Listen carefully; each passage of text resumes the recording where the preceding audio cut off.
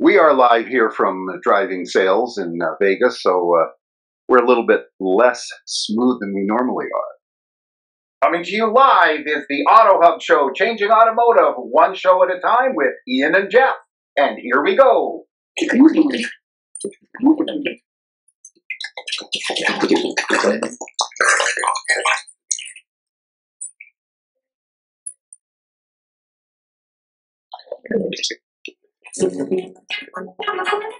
Said you can't teach an old dog new tricks.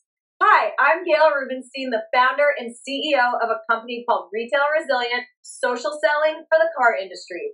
And we help auto dealers, auto agencies, and vendors in the auto industry sell more cars, service more cars, and make more money using our social selling strategy. That includes TikTok, Instagram, Facebook, LinkedIn, and anything else you can think of. So if you're looking to invest thousands and make millions, we're definitely the social selling company for you. Like I said, who said you can't teach an old dog new tricks? If you run a service drive, you know these days first impressions matter.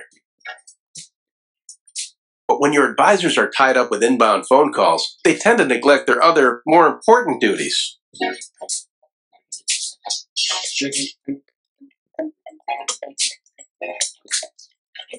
And did you know 75% of all service calls are frequently asked questions and routine requests? Still, the average dealer misses up to 30% of inbound calls, adding up to a ton of missed service opportunity and increased customer churn. 68% of callers actually go elsewhere if they can't get through, which means you could be losing $60,000 to $70,000 every month in service revenue simply from missing calls. So who will pick up?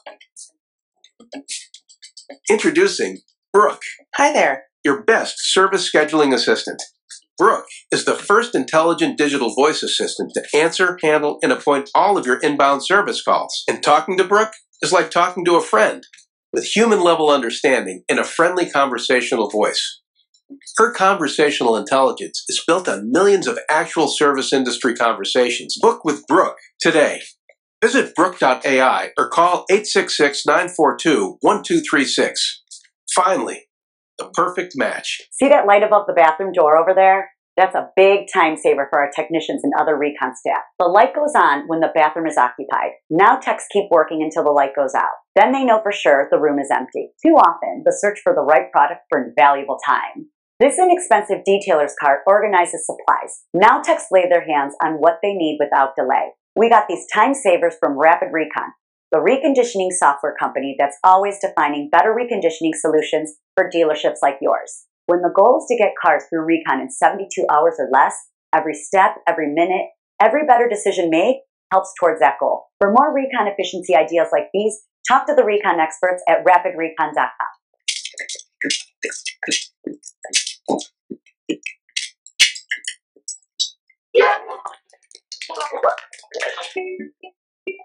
Larry Feldman is probably the most amazing trainer that I've ever experienced in this business.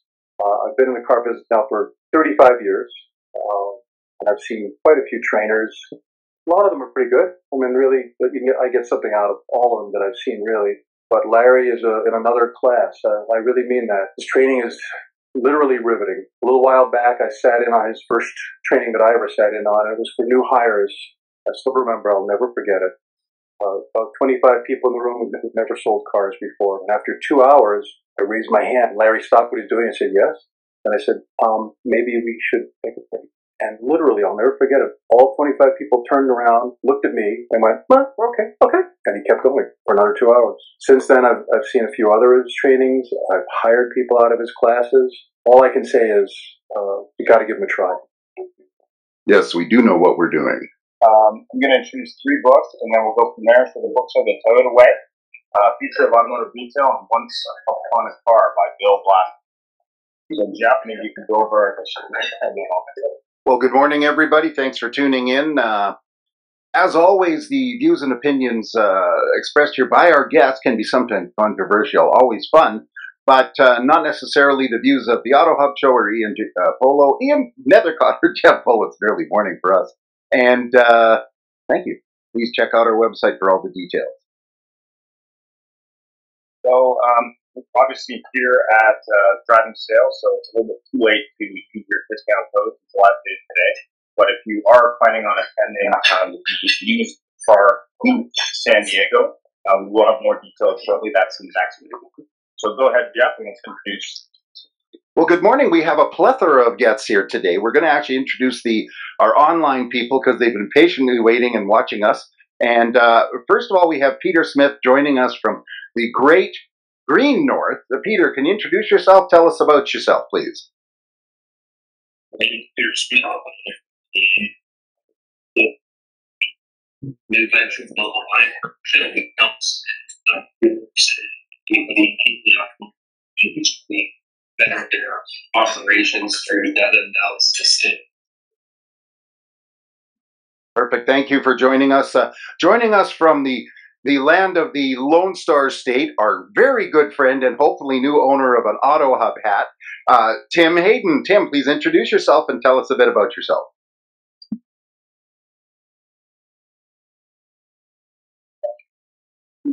CEO of Brain Trust. We help and on about it. More about data.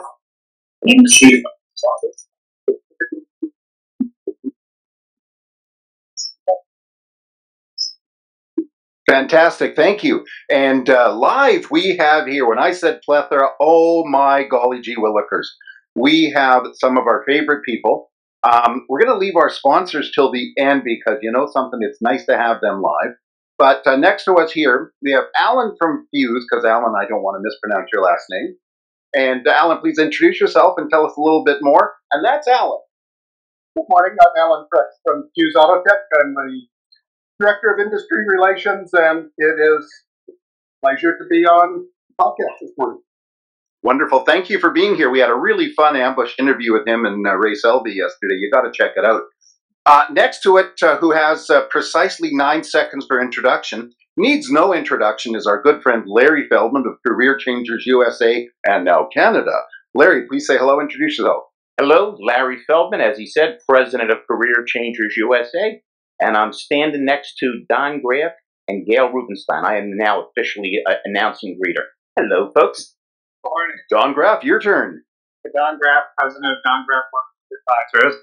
We're currently engaged with many BDC operations repairing the damage that has been done during COVID. Here's Gail.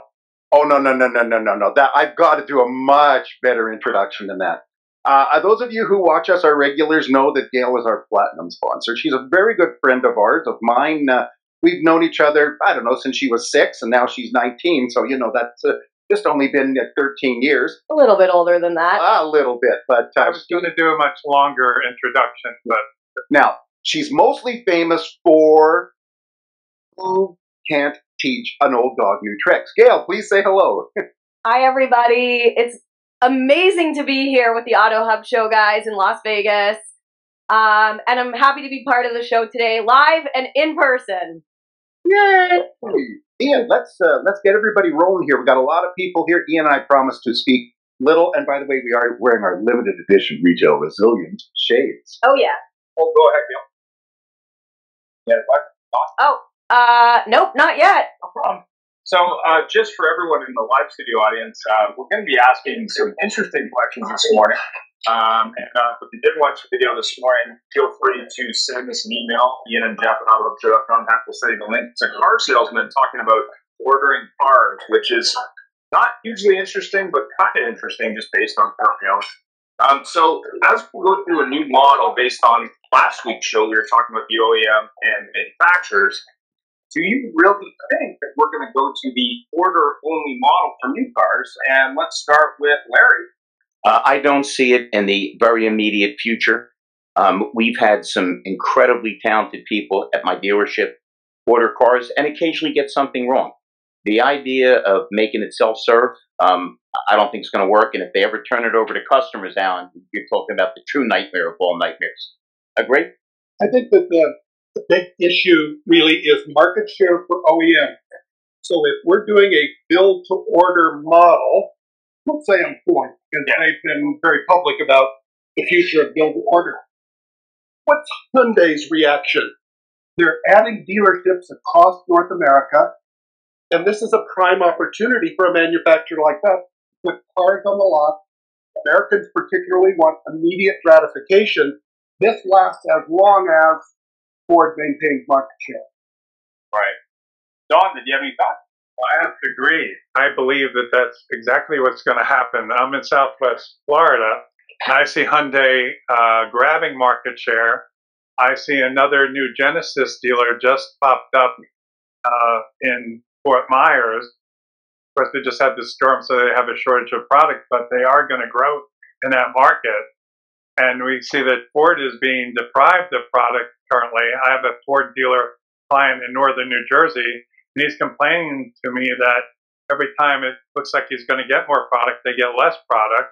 And they just cut his allocation of Ford F-150s, which he believes as long as they produce that vehicle, they're golden. But if they stop producing that vehicle, they're in big trouble. Tim, did you have any thoughts on the future of factory orders from a McDonald's model? Like, did you want fries with that? What do you think? Well, I mean, let's look at consumer landscape. I'm here in Austin, Texas. I've been obviously about 45 years now. They can do it. It's about so much better than the super. Future having to get your house, right? To go to work, and it's a lot of times looking at just in time manufacturing.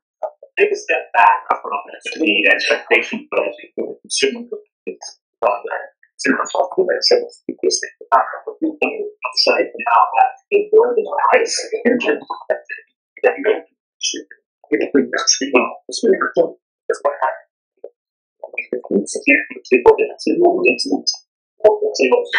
I just think that it's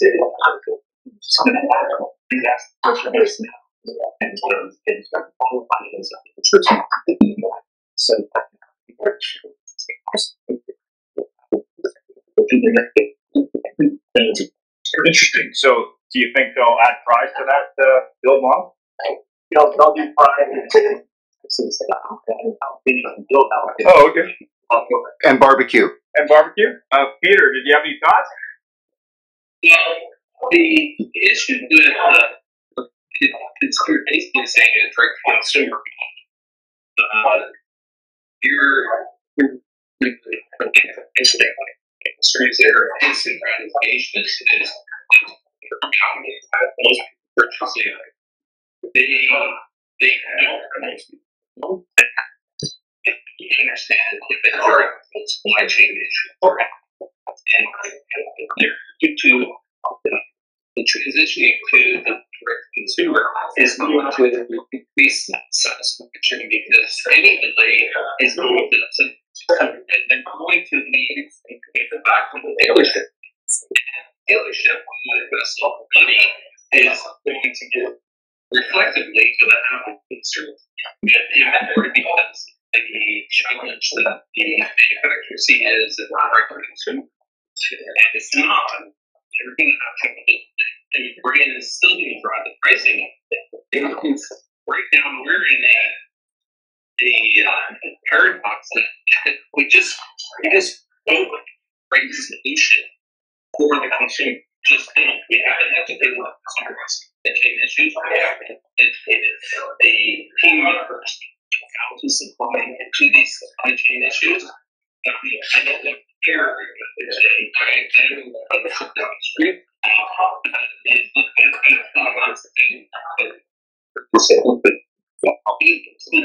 So do you think people are going to wait 2 years?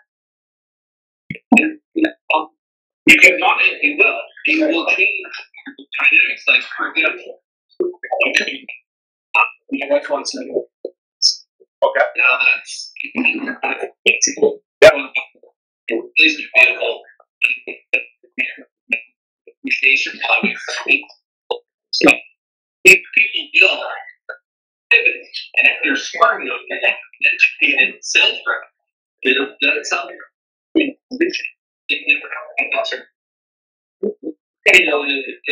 if I was back and I had a dealership, I'd have these sales reps.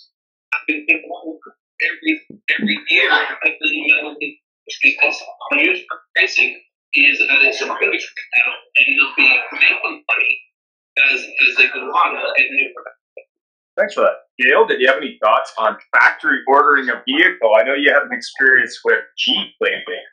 Oh, yeah. Factory order, or would you have factory ordered that car? I probably would have because I knew what I wanted, but I find that we've been speaking about disruptive innovation for the last 24 hours, and whether it's a bad thing or a good thing, and I actually think it's a good thing. So dealers can pivot and adjust and change. They'll still be able to be profitable and they'll still have a wonderful, thriving business. Yes, it's part of the marketplace. It's part of it just change happens and you have to just adjust with it. So I don't think it's a bad thing. I think it'll create new, interesting opportunities for car dealers. And as I always say, they're retail resilient, so they will figure it out. Hold on, let me represent. They are retail resilient, and they will figure it out. Car dealers are the most resilient people I've ever met in my life. So, yeah. Well, you know, it's a very good point. We are resilient, and Peter, when you made that point about if you get a good sales rep and you put your factory order in, if you got a smart sales rep, they're going to say, now, by the way, I know you want to make a deal now on something. Let's get your order in on your 2029 Range Rover electric, whatever, which will come whenever. And but let's get you into this used one a day while you're waiting and maybe work a trade value. But my question is, and I'm actually going to go to Tim, is because you're sort of in and out of the car business. You as a semi-consumer, or semi-car dealer, as a full consumer, what's going to happen if you decide to order your shiny new product today? Now, it happens to be, I hate to say it, domestic, and the manufacturer gets an ability to start building vehicles in 6 months, and your product, almost identical, arrives on the lot, and you're locked into a factory order. What are you going to do? Wait for that factory order, the one in the color you want with the equipment you want, or go for something right away sitting on the lot? So, if you the points the store is there. You can get one line. So better case. What do you describe? It's not like a different color. Shows up. I think Thinking. It's my condition.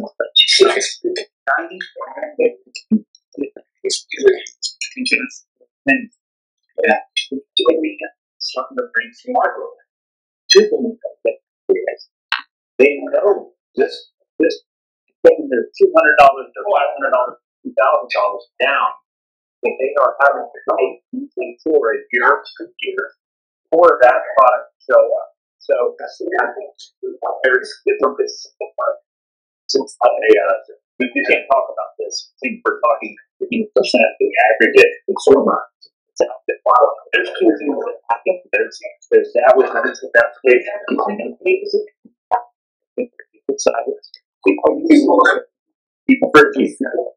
Hey, Tim, two musical references, okay? The first one is my Philadelphia resident, Jerry Butler, who said only the strong survive.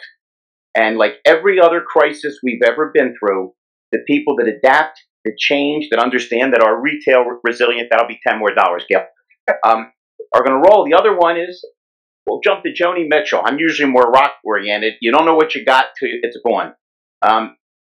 We're slime car salesmen. We're scum of the earth. Try doing some of this stuff on your own. Try maneuvering some of these things and see how quickly they start to appreciate it. You can't see on camera, but Don is actually hugging me when I said that. He can feel the warmth right now. If you break into a chorus of "Can You Feel the Love Tonight," you're out of here, okay? So, 2, 1. Can you? Oh, and I'm the only one saying right along before we lose it. Notice that Gail pointed to everybody. I'm the only one that sang. There is the basic model for the OEM. We're in this together. Have fun. So, Alan, what do you think is going to happen? Because, again, there's orders. I know a fella that put orders in for some electric vehicles, different brands, and they were 2 years out. All of them arrived. All the different brands, he got notices within 2 weeks of each other that they were coming in a month, and he had to figure out which one he wanted because they gave him literally a day. So what's going to happen, do you think, with people that are ordering today? Some are being forced to order, and something happens to the supply by the summer. Well, let me comment again just on the whole order process. I think that the reason people are special ordering is only two reasons. One, I can't get what I want, and I'm very specific, and I know that if I order it, they will build it for me. The other reason is what I want isn't on the lot. It's not available. There's no selection. There's very few people saying, I'm really excited about a new car. I hope I get one in 9 months. They're saying, I'm excited about a new car. Let's go look at new cars today and buy one. And I think, there are other factors here. We can take the manufacturing side of the business and say, all of these factories, typically a car factory makes about 250,000 cars a year. Some people build double factories, making 500,000 a year. Those have to run at above 80% capacity to be profitable. Regardless of whether you have orders or not, you have to run that factory or you got no hope. The plans for a factory are made well in advance.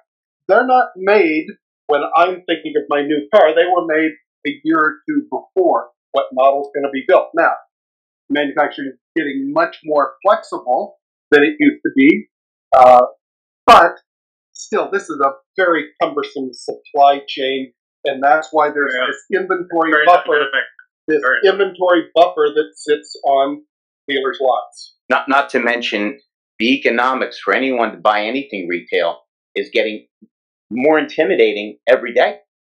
I mean, we're talking about a point not too long ago where interest rates were incredibly low, availability was easy and plentiful, and now we're in the exact opposite. And I don't even want to think about what's going on in Florida, because generally speaking, car dealers are opportunists. And if, God forbid, there's a flood, a hurricane, a tornado, it's sad, but it's also a profit event. Yeah, thank you. That's very good. A situation where there were no cars to begin with, and now you have people that literally have no car. But we get dogs, man, that's the resident. Yeah, they're talking about, in my market, I'm in Southwest Florida, Bonita Springs, that there's a loss of up to 200,000 vehicles in that market. And you have dealers like Sutherland, Mr. Sutherland with the Nissan stores. He was on LinkedIn asking for other dealers to send him a few cars, and he would reciprocate as time went on. And I was out driving around my community and looking, and you can't go up towards Fort Myers because those roads are closed, and those car dealers are not there. They're just repairing the lot and getting those cars ready to be shipped elsewhere or getting their insurance agents. So very few dealers are safe. You have to really go over to Miami, where we escaped for 4 days. We're in Miami Lakes, where the enormous facilities. I'm just blown away by how large the real estate is that AutoNation and the other dealers have there. Acres and acres and acres of vehicles. And I'm sure they're going to be selling those to the dealers on the other side of the... Now the demand is with the dealers rather than consumer. Yeah. One other proviso, you indicated that Don was a resident of Florida. I am proud to announce that he did meet a showgirl last night. We are in Vegas named Lola. He may be moving here. Mrs. Graff, sorry to let you know in this unkind fashion. Again, she's singing.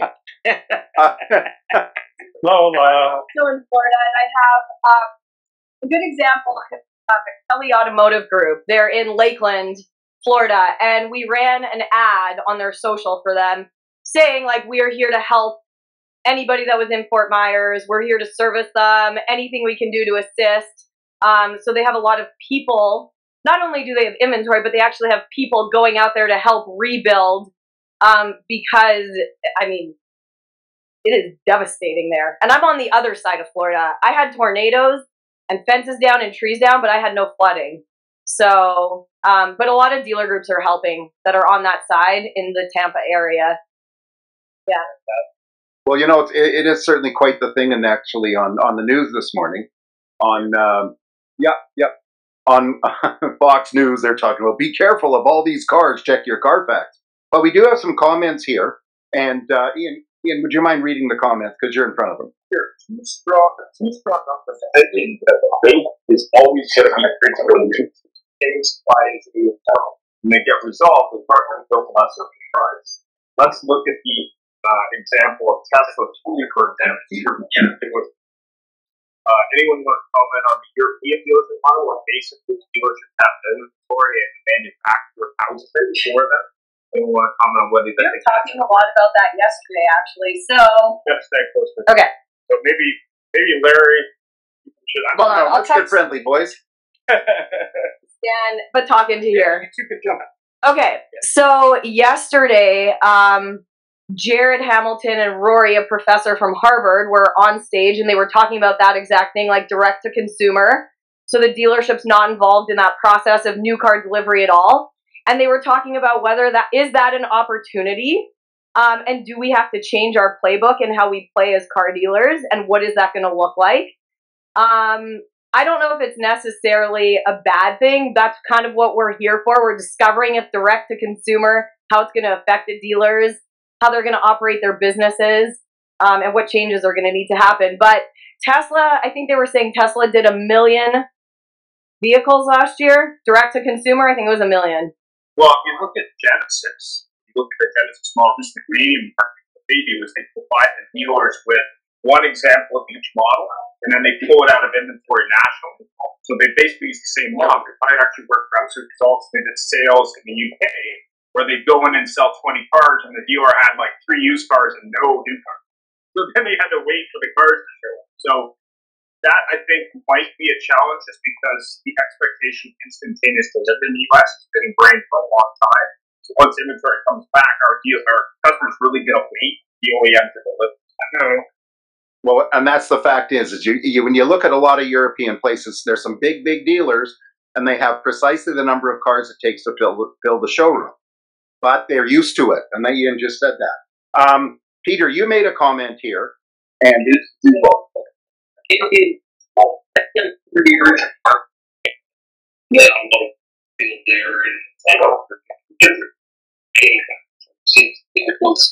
Anyone think that is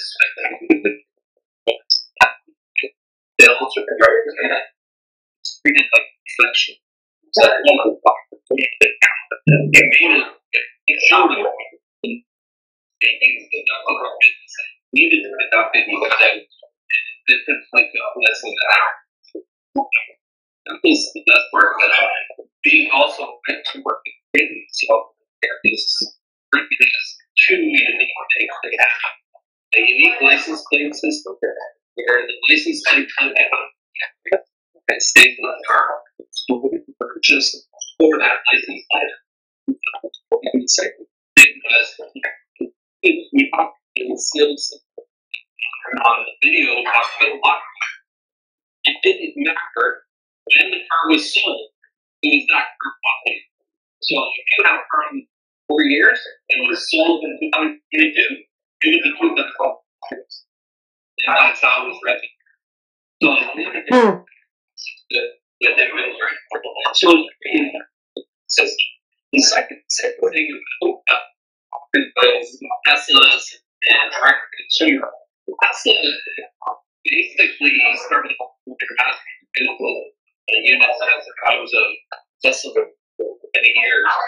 And it was $2,000 you had to pay Tesla, and basically knocked it out of the deals before $2,000 box. Now on the Cybertrucks and everything else, it's $250. If you want to end up good, Ford is $250. Everyone's lowering their deposit in the consumer, and literally walk away from a lot more than they're asking for. And just for the gratification, because $550 registered is a cheap things all over Ontario. And my kids want to get that. The loss of the good and people do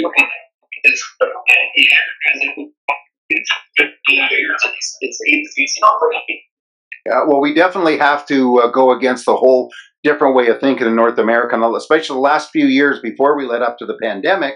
You walk in, what color you want, there it is. And it's just a question of what you want to add it, and can we get you rolled out the door before you come out of the ether.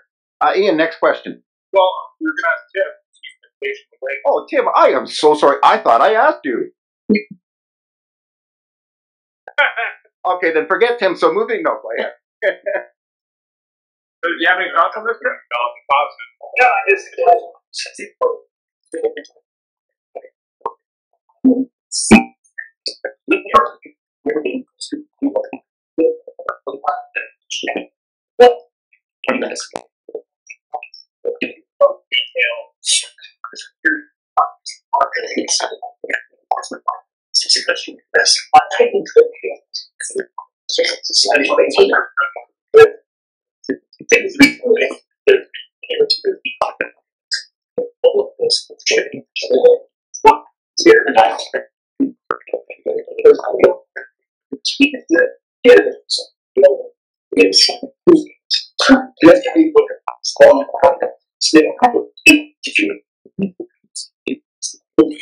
Okay, but the question is, Tim, is somebody going to wait to factory order a Kia Rio and put down their $250 deposit and wait, or are they going to wait, get a phone call from the Hyundai guy with the Hyundai accent that they got ready for delivery?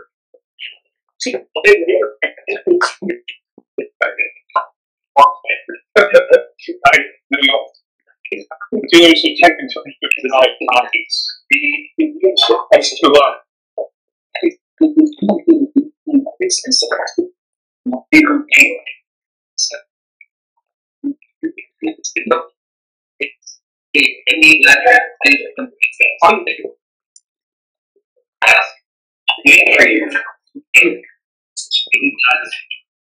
We're well acquainted with wait times. We have Carvana down in the States. Actually, my plan is to take my my order on the Cybertruck, and just before it comes, sell it to some guy for $10,000 for profit. So, Yeah, let me attach your question, Ian's question. Sorry. Hold on. Go ahead. I believe this is a marketplace where disruptors like Hyundai are going to take advantage of dealer providers or manufacturers like Ford or whoever think they're going to have a long waiting list. That's not going to occur. We're used to getting a product, and Hyundai is certainly, and other innovators like them have shown that they can circumvent this supply chain situation. They haven't been hurt as badly by the COVID bug, so to speak, with getting supply as the other manufacturers. The Koreans have not been hurt as badly. Yeah, I mean, I know there was some speculation early days that they had stockpiled chips. But I also saw, and we had a guest on the show, the dealership in Alberta, and he said that he bought all the base pickups he could find because nobody wanted them. And he's even buying more luxury ones where basically they said, listen, when we get the chips, we'll upgrade those features so they work. Well, and that's you speak of disruptors. We talk all, Ford wants to go to this, order model direct from to the factory. Stellantis is going to sit there and say, no. And they're building all those Ram Classics like crazy. So next question, Jessica. You, please. It's your turn. All right. So when you look at the percentage based on each demographics, I think younger demographics are more open to changes because they haven't had as much track record buying vehicles as, say, the older folks in the room, not to mention names. So what do you think the difference in adoption would be from, say, that millennial and younger that's now over 40% of the population? Let's start with Gail. But before you answer that one, what's the percentage are going to get manual transmissions? Gail. I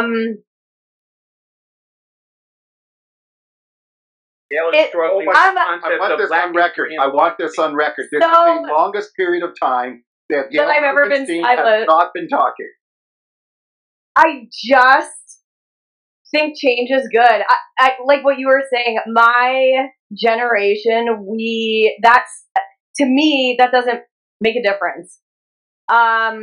I would order a car straight from the factory. I would order my Jeep Wrangler hybrid with the convertible top. I'd wait for it, and when it comes to my house, I'd be excited.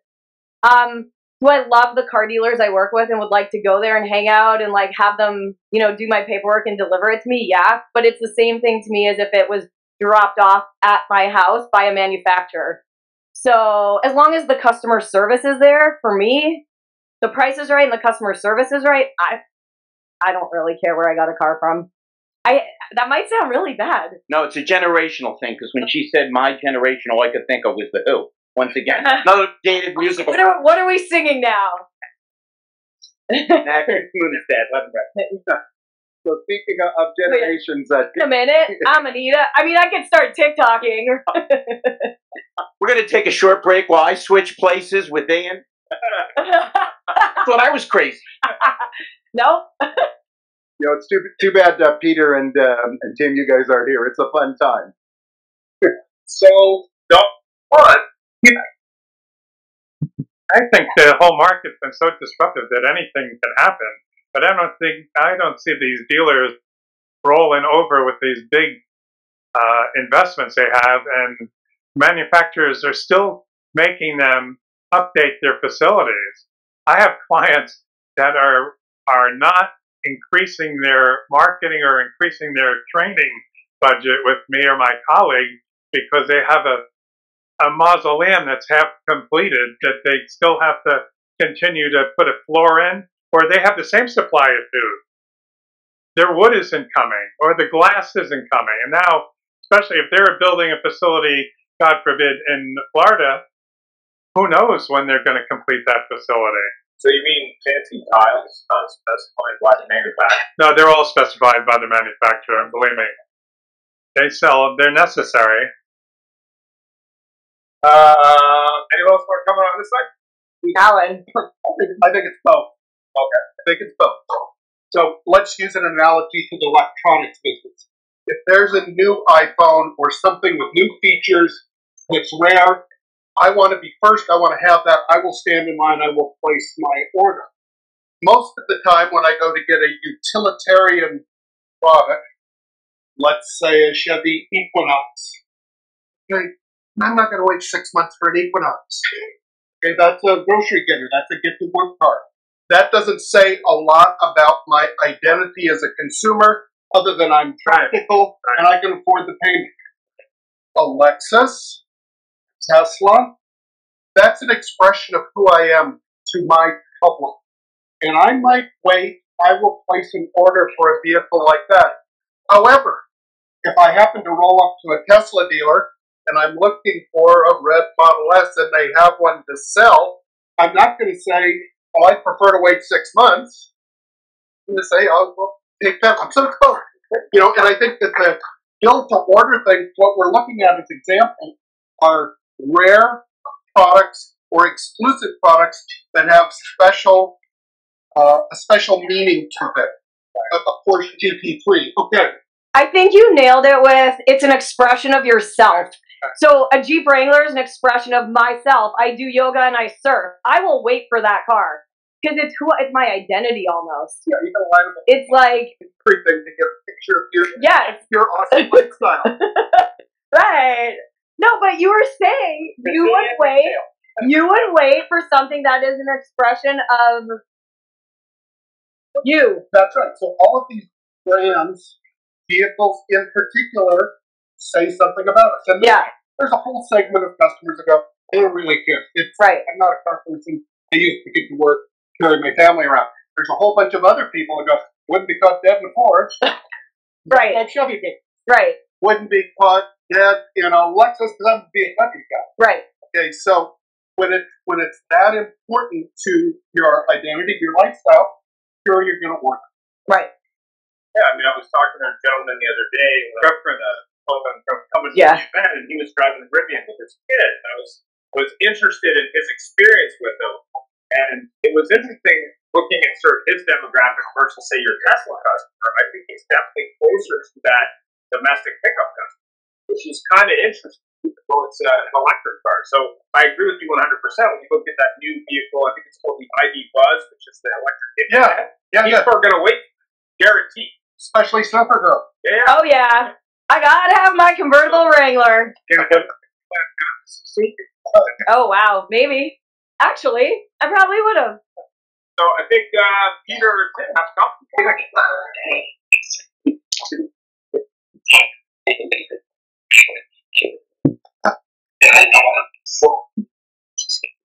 Right.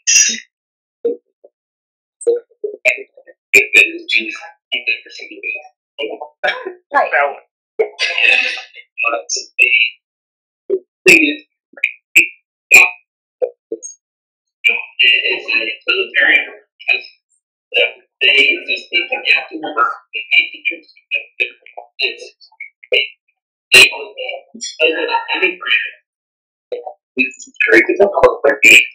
But some purchasing and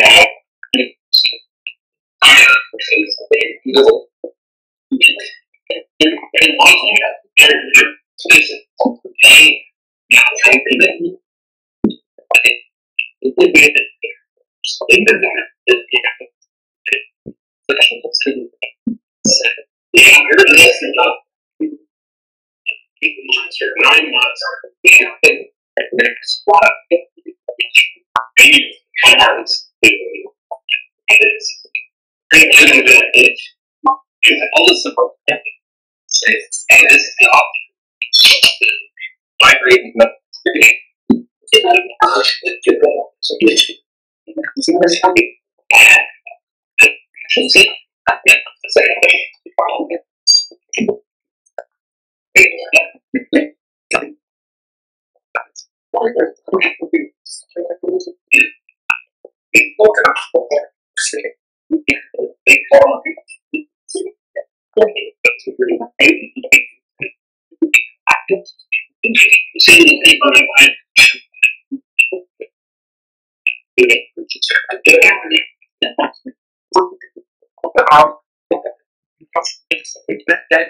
goes back to the old thing, more resilient than car dealers is human nature.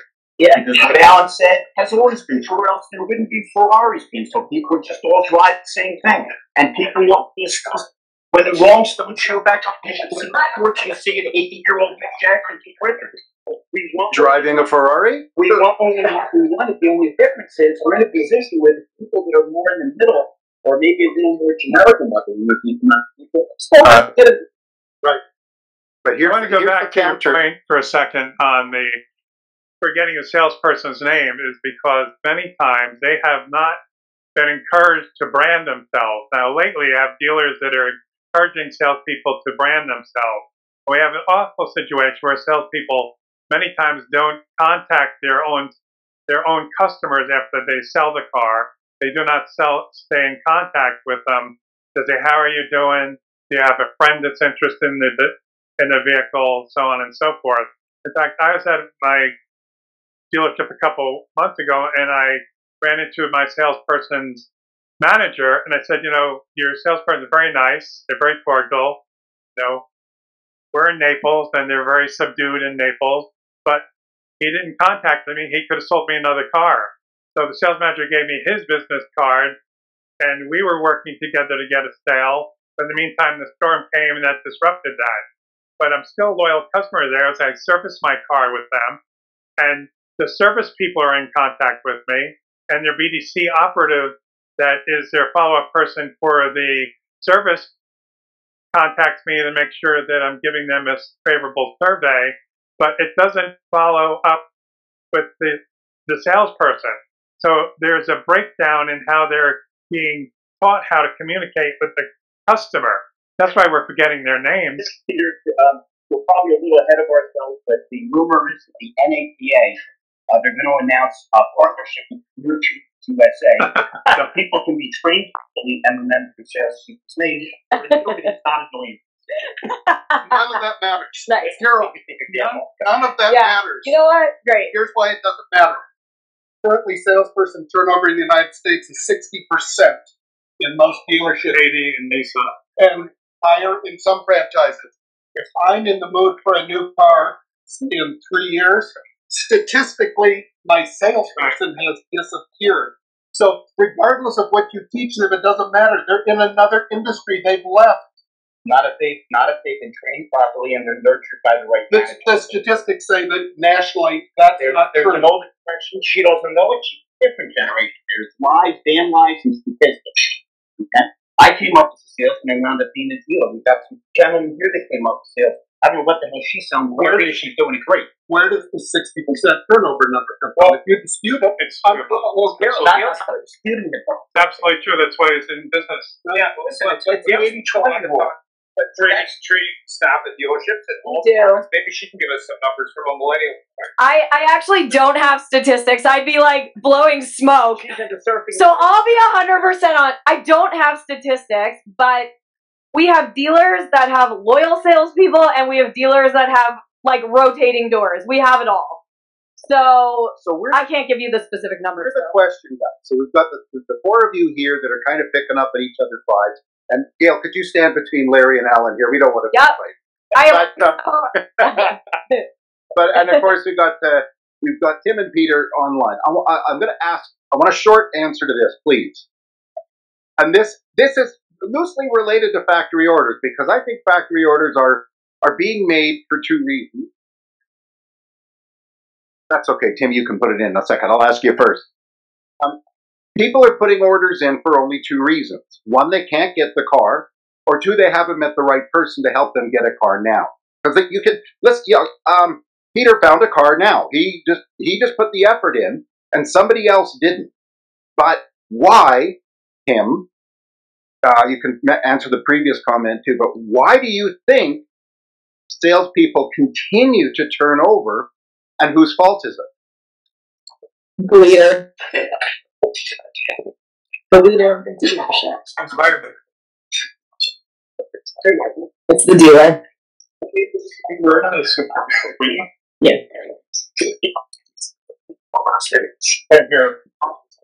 I can't win them either.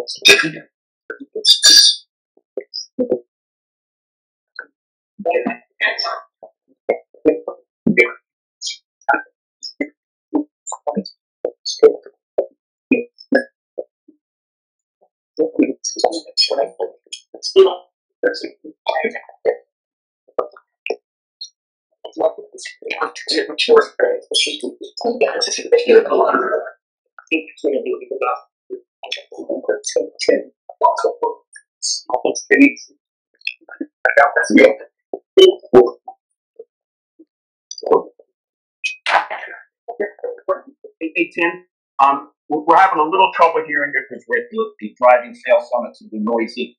I alluded to was a difference in behavior. The esteemed gentleman to my right, that's you, man. Quoted 60%, and my soon-to-be engaged to the stripper, Laura, graph included. So let's pull out another statistic. 50% of the marriages end in divorce, and they always end with "till death do we part." But I don't see if we dying just getting. And there is less training at marriages. Way less training. Sorry, I train all the men. We all agree there's less brand loyalty. Yeah. Listen, I'm a little older than Gail, okay? I don't have a retail resilience because, I back her 100%. But when I got into the business, if you tried to sell somebody a Japanese car and they happened to be a veteran, World War II, man, if you paid them, they would take a Japanese. Everything changes. So I'm not arguing with you that there's 60% turn up. I'm just telling you that I train, I'm not bragging, and so I train people that are going on to be managers. In every position, it's just our society leans towards empowerment. Yeah. Well, actually, I just want to turn to Peter, because Peter made a comment here. And Peter, I'll ask you this, but very interesting. A comment I've also heard is that people are turning away from Tesla because there isn't somebody there that they can talk to that they know. So, Peter, your opinion on this? And then I have a comment about, to add to what Peter said.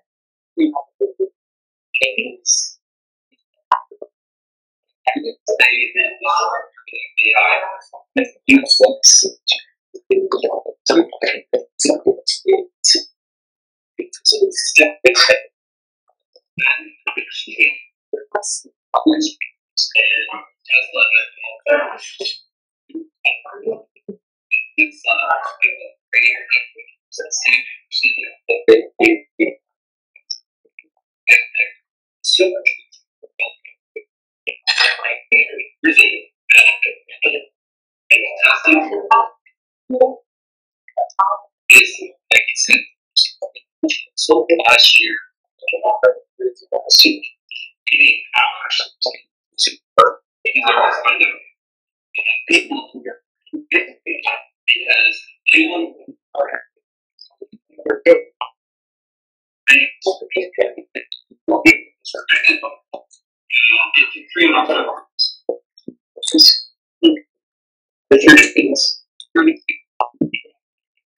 Okay, well, wasn't you telling us that then they ended up writing it off or something?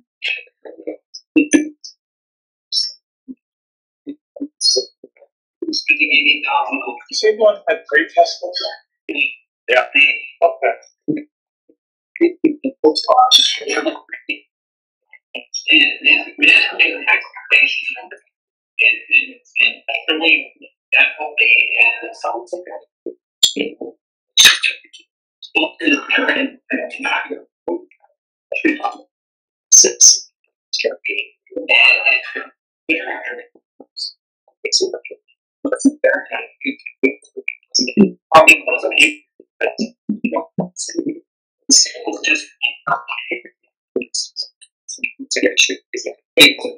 I got interrupted, Peter. You just said the magic word, my brother. Empathy. And that's and when you take a training,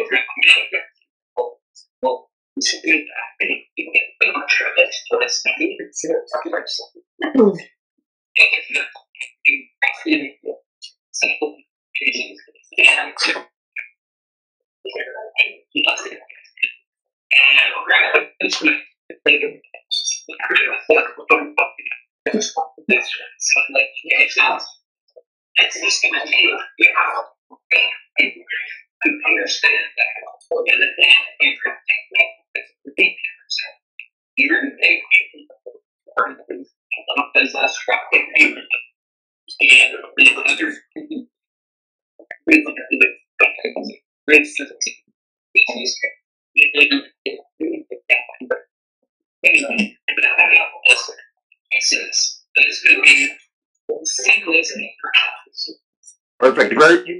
You did say that how much things have changed, and I guess you're right, because if it was 1962 as opposed to 2022, I guess we wouldn't be waiting for the Rolling Stones to come back and a threat of a nuclear war with Russia. I'm just saying. moving right along, we're running out of time shortly. Gail, we'll just... Oh, my last comment. If a sales associate cannot switch someone on a vehicle, it is 100% on the leader of the dealership. I've run car dealerships. I've built businesses from scratch. It is on you. If you hire someone and you can't train them and you don't give them those skill sets, that's on you. If you give them those skill sets and they can't do the job, that's on them. But Gail, so what you're telling me is leaders should not use the term "the buck stops with them." Right. Right. John, your last point on this, just be turnover. Organization at the time, the Flemington Car and Truck Country, was an incredibly process-oriented and people-oriented organization. Took care of their staff, took care of the customer, and believed in retention. The database of retention customers was enormous. Enormous. Yeah, that flowed from... This guy was the most gentleman anybody ever said. And he gave great sums away to take care of his public and the people that were in distress at any time, any place. And it's that nurturing way that, and many dealers have this capability, but I think that they're not engendering it down into their sales managers and the rest of their staff. I see it all the time, and I'm talking to Larry about doing more recon. We talk about reconning the staff. Well, why do we have to keep renewing that? I agree with Alan. I see this every day. Well, you know, changing. Interesting comment, and then we're going to wrap it up here. But we just mentioned that Alan said 60% or 70% turnover, but also Peter says there's a recent Cox survey that 70% of customers will not return to their selling dealer.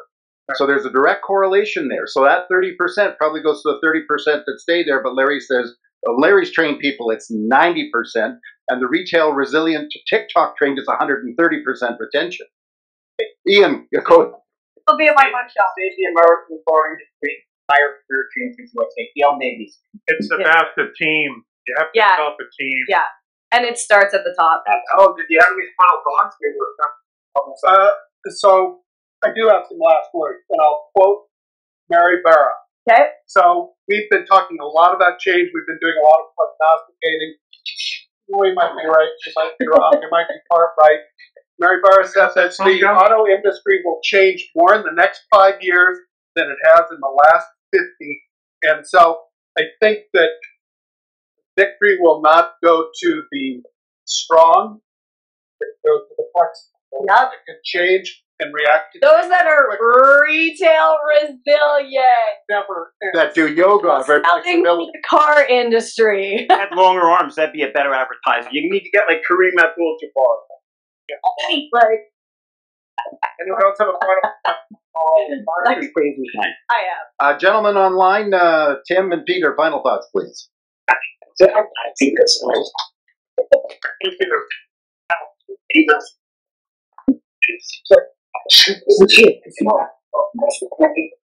Higher numbers. Yeah. It's bad.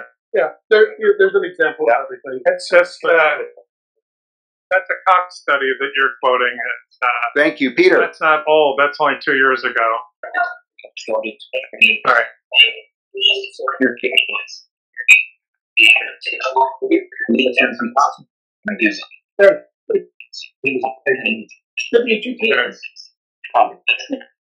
Here, Alan. Thank you. Although I got to tell you, I have scars on my leg. It can happen. I got something because Thank you. Thank you.